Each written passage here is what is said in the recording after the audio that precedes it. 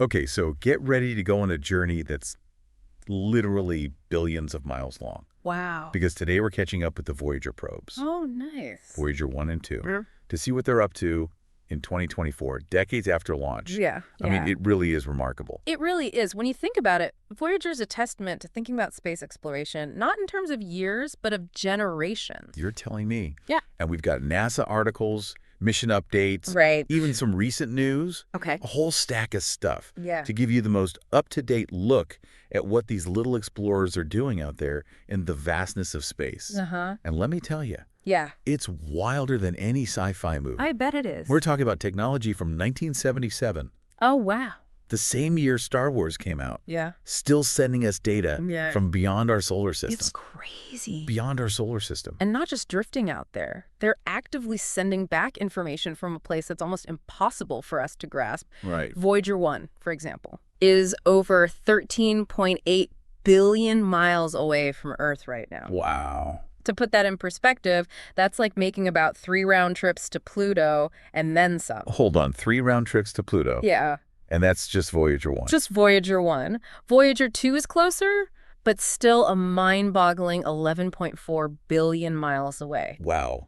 That's incredible. They've both crossed the heliopause, which is like the boundary where the sun's influence stops. Right. Think of it as the official welcome to interstellar space signpost. Okay, see, this is what blows my mind about this whole thing. Yeah. We launched these probes back when people still used rotary phones. And now they're out there, I know. giving us a first-hand look at the space between stars, Yeah. a place we only dreamed of reaching back then. Yeah.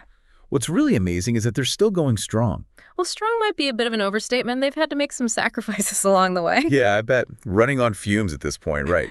So what's still working? Quite a bit, actually, Yeah. considering Right. both Voyager probes still have a few key instruments diligently collecting data. Okay. There's the cosmic ray subsystem, measuring particles from outside our solar system, Right. the low-energy charged particles instrument, studying what's left of the solar wind way out there, the magnetometer mapping magnetic fields, Mhm. and at least on Voyager 1, the plasma wave subsystem, Okay. which is kind of like listening to the sounds of space. Wait, listening to space, what does space sound like? That's the cool part. It's not sound in the way we usually think of it. Okay. Voyager 1's plasma wave subsystem detected these vibrations in the interstellar medium. That's the stuff that exists between stars. Right. And when converted into something we can hear, Yeah. it's this eerie, low hum. It made headlines back in 2012. See, that's the kind of stuff that gets me really pumped about this mission.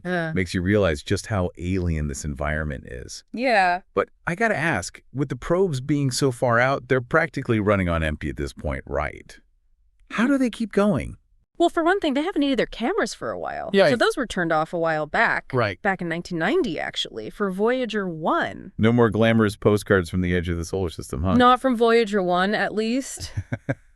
But every bit of power saved helps. Right. Remember, we're talking about technology from the 70s here. Yeah. The memory on these probes is tiny compared to what we have today. Right. Every instruction, every bit of data they collect has to be carefully managed. I see. Imagine trying to run your entire life off of a computer with a fraction of the storage space of your phone. Yeah. That's what the Voyager team is up against. That's wild. So how do they decide what to keep running? That's where it gets really interesting. Okay. They have this incredibly detailed plan Yeah. called the 30-year plan that outlines how they're going to manage the probe's remaining power Okay. and prioritize scientific objectives. And just recently, on September 26th, 2024, they had to make another tough call and turn off Voyager 2's plasma science instrument. Another one bites the dust. Man, that's got to be tough for the scientists. It is. But it sounds like they've got a plan, which is more than I can say for most things in my life. Well, they have to. Right. Every decision has huge implications for how much longer the Voyagers can keep sending back data. Right. But here's the thing. Even though they had to say goodbye to another instrument, Voyager 2 is actually in a really unique position right now. How so? Well, because it's on a slightly different trajectory than Voyager 1. Okay. It crossed the heliopause, remember that, welcome to interstellar space sign. Right. It crossed that at a different spot and is now observing that boundary from a totally different angle. It's like having two witnesses to a cosmic event each providing a unique piece of the puzzle. 2 witnesses to a cosmic event. Yeah. Okay, now that's just cool. It's pretty amazing. It's like having front row seat to a phenomenon we're only just beginning to understand. Right. So with Voyager 2, giving us that unique perspective on the heliopause. Uh-huh. Voyager 1 boldly going further and further out. Yeah. What's next for these interstellar trailblazers? Well, think of it this way. Imagine you've got this incredibly detailed map, but it only covers a tiny portion of a vast unexplored continent. Okay. That's what we're dealing with here. I see. Every little bit of data Voyager sends back Right. helps us fill in more of that map. Right. It's showing us what the interstellar medium is really like, Mhm. what kinds of particles and magnetic fields are out there. Okay. It's completely changing our understanding of our place in the galaxy. It's like we're seeing the universe with new eyes. Yeah. And it's all thanks to these little probes that could and still are, but let's be real. Yeah. They can't keep going forever, Ram. Right. At some point, those 1970s batteries have got to give out. You're right. Right. Nothing lasts forever. Right. Not even Voyager. Yeah. But here's where the ingenuity of the mission really shines through. Yeah. They planned for this. They knew from the beginning that power would eventually become the limiting factor. Right. So they came up with a strategy called cyclic sequencing. Cyclic sequencing. Sounds kind of technical. Break it down for me. Basically, it's a way of maximizing the limited memory on board by programming repetitive tasks in a loop. Okay. Think of it like creating a super efficient to-do list for Voyager. I like it. This way, they can ensure that the most important scientific observations are made even as the probes get further away Right. and power gets lower. So it's all about making the most of what they've got, even as resources dwindle. Exactly. But what happens when those resources finally run out? Yeah. I mean, there's got to be a point where even the most clever programming can't keep the lights on. You're thinking like a true Voyager engineer. And yes, Okay. they've got a plan for that too. Okay, good. Remember that limited memory we talked about? Yeah. Well, tucked away in that memory is something called the backup mission load, or BML. Okay, backup mission load. Sounds important. What is it?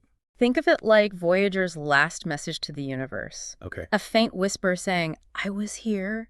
Hmm. If we lose contact with the probes, which is inevitable at some point, Right. the BML will kick in. Hmm. It'll keep transmitting a basic signal, kind of like a heartbeat, along with readings from any instruments that are still functioning. So even in their final act, these little probes will still be teaching us something new. I kind of love that. It's amazing. But it also makes you think, doesn't it? It really does. We're talking about spacecraft that will likely outlive humanity. Yeah, It's humbling in a way. it really is. Yeah. It makes you think about the scale of time and space Right. and our place within it all.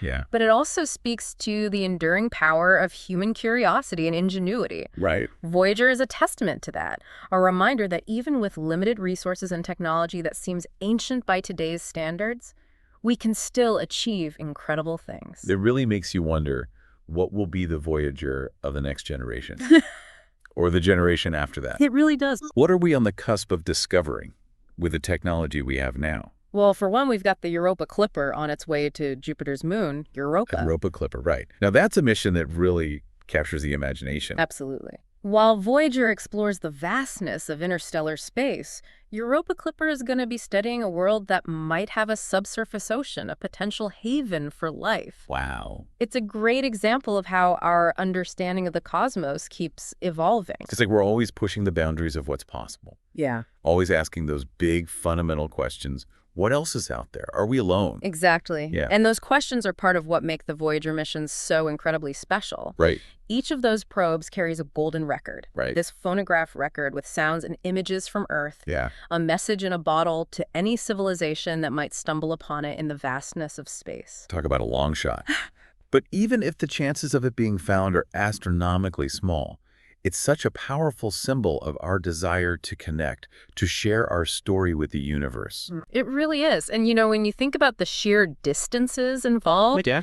the fact that Voyager 1 won't reach the vicinity of another star for another 40,000 years, well, it makes you realize that these probes are more than just machines. Right. They're like time capsules carrying our hopes and dreams for the future to the stars. 40,000 years. It's hard to even wrap your head around a time scale like that. It really is. It's like trying to imagine what human civilization will be like then. Right. What technologies we might have, what stories we'll tell. It's almost impossible to imagine. But who knows? Maybe someday, tens of thousands of years from now, someone will pick up Voyager's faint signal, listen to the golden record, and feel a connection to the civilization that sent it on its way. That image gives me chills. I know, right? It really drives home the point that Voyager's journey is about so much more than just scientific data. It really is. It's about our place in the universe, our legacy as a species. Couldn't have said it better myself. Voyager reminds us that even though our time on this planet is finite, our quest for knowledge and our drive to explore knows no bounds. It's a message that will continue to resonate long after we're gone. And on that note, we'll leave you with this thought.